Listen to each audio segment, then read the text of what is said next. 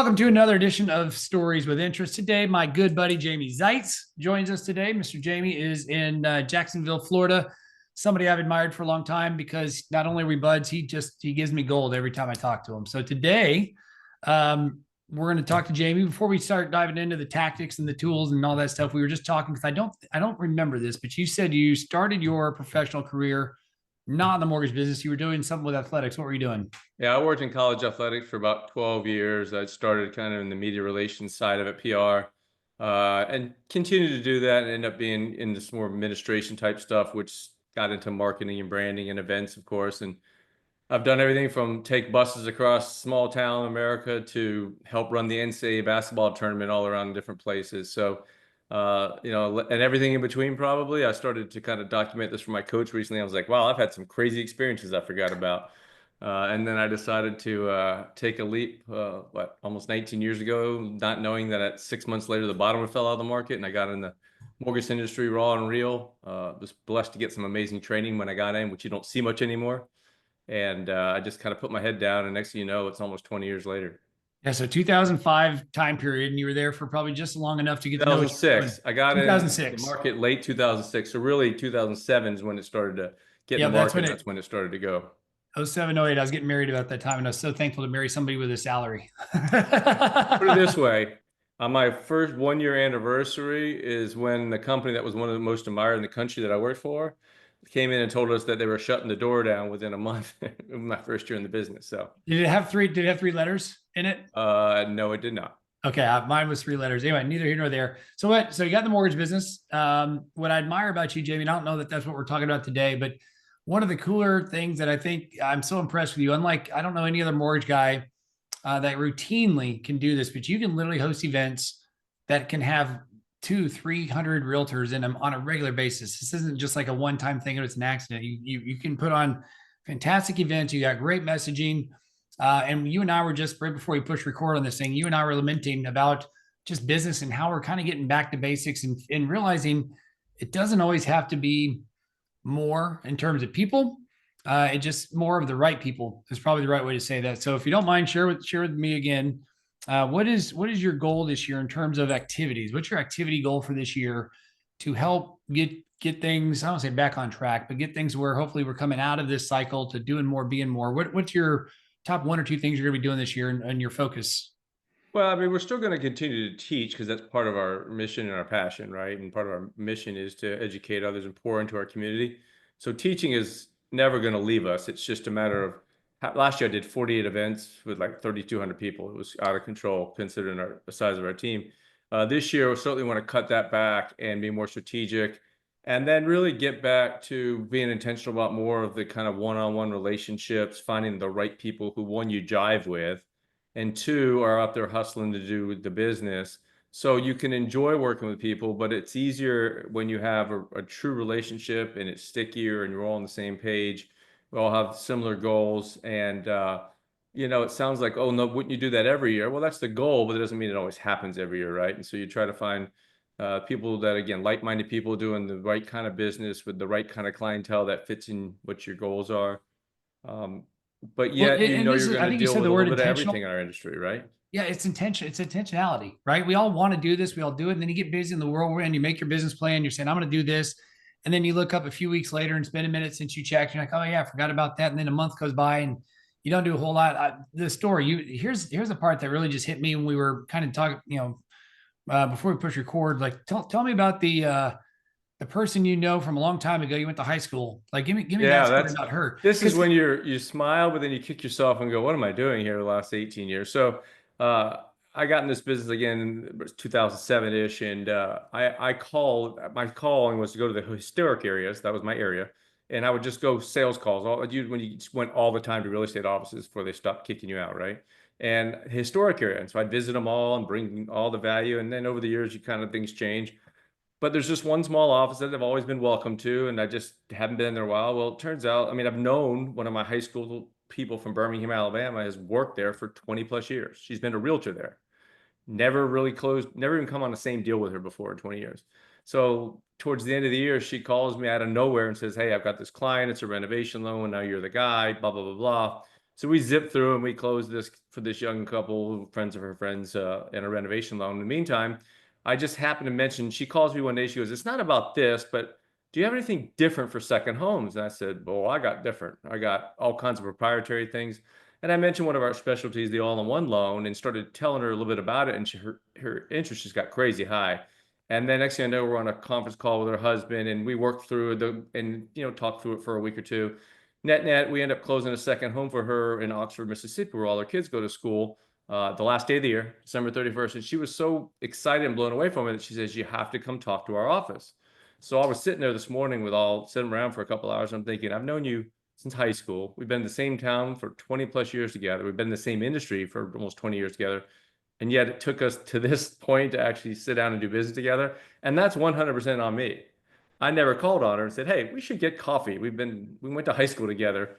And maybe if we get coffee, we'll learn that we have some things we could help each other with or in common." It's life cycles. I'm not going to look back and beat myself up over it, but it's a good lesson going forward that, if you've known this person for 20 years, or you haven't talked to them in 5 years, we'll pick up the phone and say, "Let's get a cup of coffee and sit down and catch up on life and see where that goes." Guys, and I think there's so many things. There are about 4 things I want to point out in there. But I think the most obvious is that, to what Jamie said, you know who these people are. And in this case, you know her from 20 years ago, but we know these people. We're just not taking the extra effort to just ask for the meeting, get to know them, go deeper with the relationship. It's one thing to sit there, and I'm going to be guilty of this too, right? Pounding the phones, making the calls. Some of it's just to make my calls and check the box that says I made the calls. And that's part where Jamie and I kind of agree, like 20 years. And so I'm the same way. I was 04. So I started originating 03 in the business for wholesale for about a year and a half. So I can do the tactics, but a lot of it is slowing down and just making sure you're making that connection. Jamie, you said you did 40 events, 3,000 people. Like that's insane. But the reality is it's taking that minute to get to know somebody, going to her office, right? Coincidentally, you were in there talking to her, get to know her in what, 30, 45 days? You've now done 2 transactions with her. Is that right? Well, the transactions preceded the office visit. As soon as she heard about the all-in-one loan, she ran to her office and told everybody, "You got to see her this." And we didn't schedule it till January based on the holidays. But that, it just opened up a whole set of dialogue now, right? And now I can call on her and sit down and say, "Hey, I know we did this." And she's coming to a class I'm doing, but with her whole team, they're bringing everybody in the office to say, "Hey, let's see where I can help you in other areas." And so that little conversation and 2 loans closed. Now I'm talking to the whole group this morning, and the owner of the company, who I've known forever, but only calls me for one type of loan, right? And this morning I'm showing him some tactics on how to get more listings and how to not to drop prices on listings, because we were just talking about it. And his ears were going crazy. "I got this listing I need help with." And, it's just now all of a sudden I'm trying to help someone I have never done much business with. And it's all because we started having conversations. And while we know we're supposed to be doing that, we get so distracted with so many things. We have to set 35 appointments, whereas no, just set 1 and then set 2 and then set 3, right? And pick out your priorities. Like, first of all, always re-recruit your current people. Like, sit down with the people you've been doing business with that you like and review things so you understand. They don't ever assume they're going to keep doing business with you. And then It number goes back 2 to like is, date your wife. Always date your yeah, wife. Like don't take those relationships for granted. But secondly, to what you just said that I thought was so important, which is again, if you probably know all these people or at least know of them, right? And they know of you. And so what you're doing now is more value selling. So in my mind, there's 2 types of selling: buddy selling and value selling. And I've made the mistake for the majority of my career, probably doing buddy selling. Like, hey, we're pals. I'm friendly. You like me. Let's go hang out. Let's go get a drink. Let's do whatever. It's not just till the last handful of years, partly because let's just say COVID when you're stuck at home. But the other part, stage of life where I'm at, it's like, I don't want to go get the drinks anymore. And so the reality is you're value selling. And I think the shift, for those that don't know, you are like the guy when it comes to renovation loans. Like that is what you're known for. And that's what you alluded to it earlier about somebody reached out to you to talk about, that loan product. Now you're adding more value and you're doing a better job, more intentional job of making sure that you're adding value beyond just one product. Now it's here's this product or that product or how to help your business. I think that's the big thing that goes with that. So transitioning now to say, okay, we're going to go deeper. We want to hit more. I think something you said earlier, which was we don't necessarily need 40 new people. Certainly we want them. That's our goal, is to do that. But you talked about like, what are you trying to do this year with the people you do know or you're reconnecting with? Like, what are your goals and why is that important to you? Like what are you doing and what are you focusing on now moving forward for this year? Well, I mean, the people we've done business with in the past that we like and that we do maybe multiple transactions a year, not one-offs. We just set a goal, maybe a little higher goal with them to continue to go deeper because they're all hustling in this tough market as it is. And if you already have the relationship and they already proven that you guys can do things well together, now let's raise the bar together, right? And say, okay, we need two a quarter, not one a quarter type scenario to give them a goal to go out there and find something, right? So other people need goals too. And if you don't put it on the table, they can't think about it. So if I don't tell them what I think our goals should be, how would they know? How do you And do that then, script? So in other words, because you can, in theory, double your business tomorrow, doing nothing different outside of just making sure it's more obvious and that they're aware that this is the new goal. So you and I'm a realtor. You're alone. You're you, right? And we do about 3, 4 transactions a year. We sit down. You've looked me up. You know I do more than just 3 or 4 a year. What does that conversation look like today? Or what is well, if your it's a current value prop? relationship, first you're going to kind of evaluate the year before, how we do. We had this tough one, we had this one. Where can I bring you more value, or where can we adjust how we do things for you to make your life easier? And you're always someone's gonna always have some sort of objection if they like you, and so that's okay too. And then you're gonna say, look, at the end of the day, I really appreciate the fact that we closed, 5 different people's homes last year together, and I knew you were out there hustling your tail off, and we appreciate you being so loyal and believing in us so much. I also know that we both want to grow together. And so why don't we have a goal this year that we have no less than 8 together, which is 2 a quarter. And from there, that'll help each other, make sure we hold each other accountable for the work we need to do when it comes to achieving those goals. And if we do that together, we're all going to win. And if you start doing the math of your average loan size times 3 more transactions or 4 more transactions, you can do the math in your head and figure out what that means for your family, right? And I think that's another piece is, and I know you and I were just in an event where we got to hear Phil M. Jones speak, who was, I thought, brilliant when it comes to some of the words you use, right? And just using the words like, imagine if you had another $12,000 to take the kids back to South America this year, where you did this year to see your family. Things that can start to paint emotional pictures in people's heads.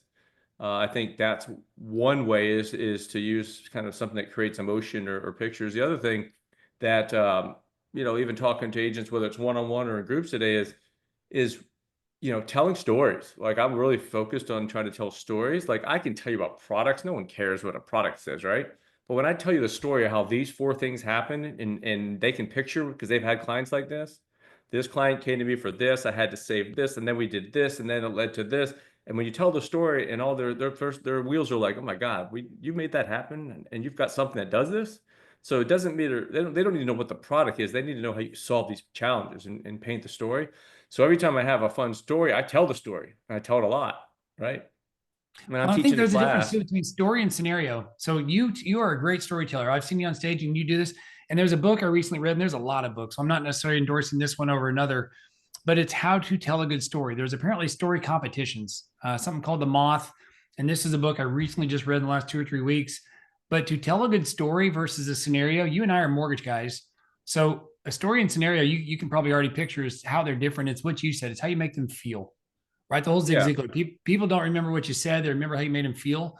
Well, the stories you can tell about this just happened to this person. It was a family, and paint the family, right? The 2 kids. Oh my God, the kid was 12 and she was one of those like, precocious little ones, smart as a whip, all that. Like, you start painting the story with the emotions and the feelings, and you make it to where it's a family that you're helping.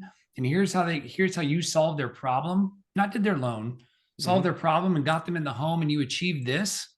Suddenly it opens you not just as a mortgage guy, but as a compassionate, normal human being, where we share these common core values of why we're in the industry, right? Well, So I I think like. that's a good point, and one that we all need to probably think about more often. I might start telling a story about someone who called me on a Sunday because they wanted this home that came available. They weren't ready to sell this home. And then it starts to lead into a scenario versus the story piece, right? Whereas if I'm teaching a continuing education class and I want to make a point that most people, when they buy their first home, never really update it like they say they're going to because they're poor and they're trying just to pay the bills and get into it.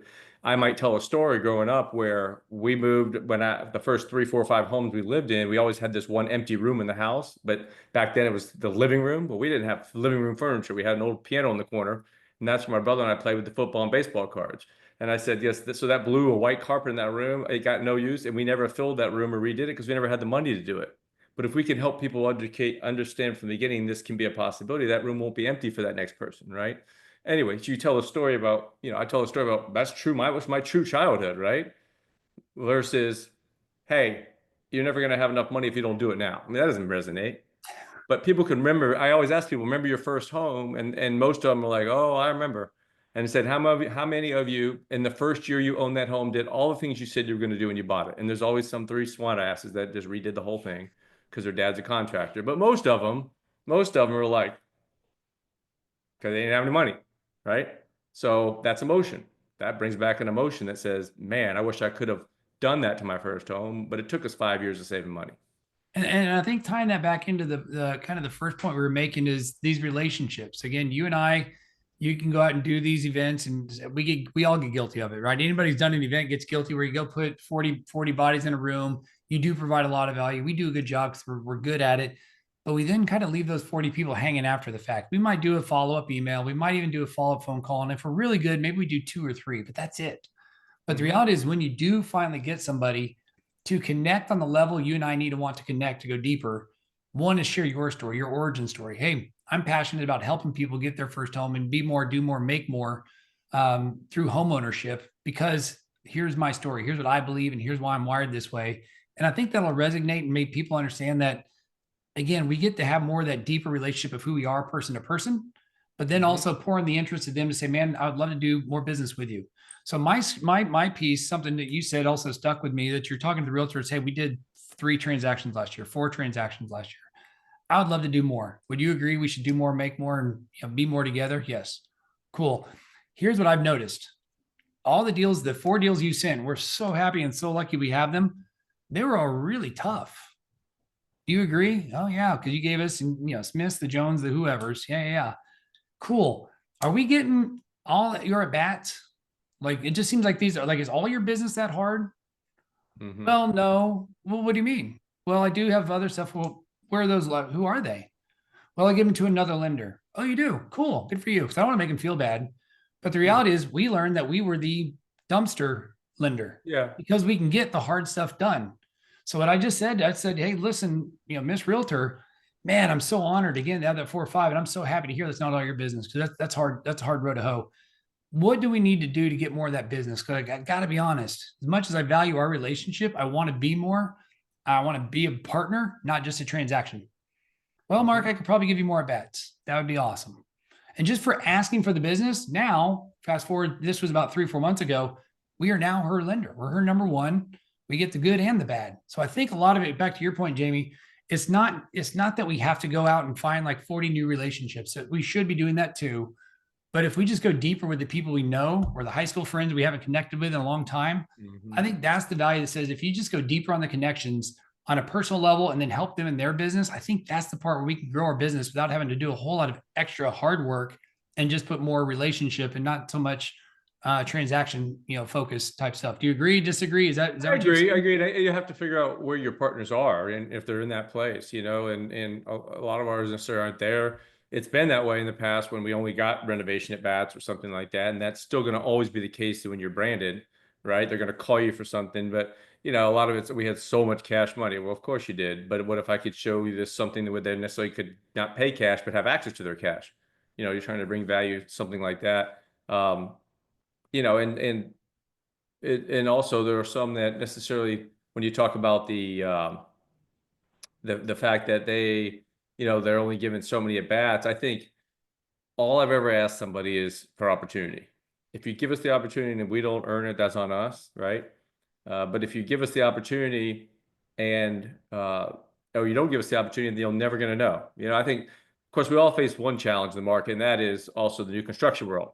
If you're not working with the builder, if you have builder relationships, you're going to have a hard time competing against the big tract builders and those type scenarios because of all the incentives they're giving. And that's really, when I look at a lot of our quote lost loans or lost clients, the majority end up doing that road, and you just can't do anything about that.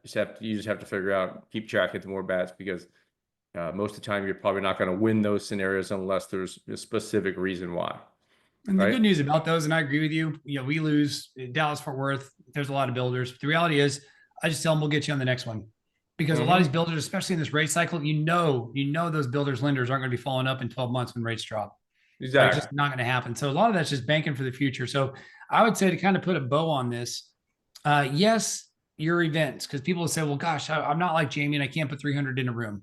An event can just be talking to a brokerage office, right? It can be talking to just 3 or 4 realtors you meet at a networking event. It doesn't have to be a lot. Activity breeds activity. But I think the other piece you and I are trying to focus on, if you have, making up a number, 26 people, realtors that send you 3 deals, 4 deals a year, that's going to put you 75 to 100 transactions. You get one more from each one of those, man, that's a 25 to 30% increase in your business from the Yeah, same certainly people, at just everybody's getting level, you try to. one more transaction a year, not a month, not a quarter, a year. So I think Mhm. that's the part you and I, again, it's funny. We've both been doing this 20 years, ish, give or take. I'm 20 myself. It's just amazing how you got to go back to basics and just realize that it's a people business. As much as you want to do all the marketing, the AI and the emails, it really does come down to contacts, conversations, and just commitment to staying consistent with these people and staying in front of them and giving Mhm. them value and helping them with their business. And if you happen to be a nice person on top of that, man, that's a win for sure. Anything, Well, anything for closing remarks? Well, I think what you just said, you kind of slid one by the goalie there. But when you get to the stage of your career, yes, you have goals, and you're not going to know and really be close to everybody you work with, especially if you teach a lot and you're branded. But you get to the stage where you only want to work with people that you have some sort of jive with, or you get along, you enjoy working with. People who are energy vampires and just suck your soul. You realize that you don't need those people in your career. All they do is detract you from what you're trying to do. And I think as you get more stable and mature and older, you realize that it's easy to say, if it's not a hell yes, it's a no, right? And so you say, you know what, I think I'm going to go find some other people that are going to be more like-minded than me with me than that person who, constantly drains your energy. And I think, yeah, again, being intentional with the right people that you really, not just producers, but people you really like as well, makes a big difference. Preach. Agreed. Yeah. Well, Mr. Jamie, thank you as always, my friend. Hope you guys enjoyed stories with interest, and we'll see you on the next episode.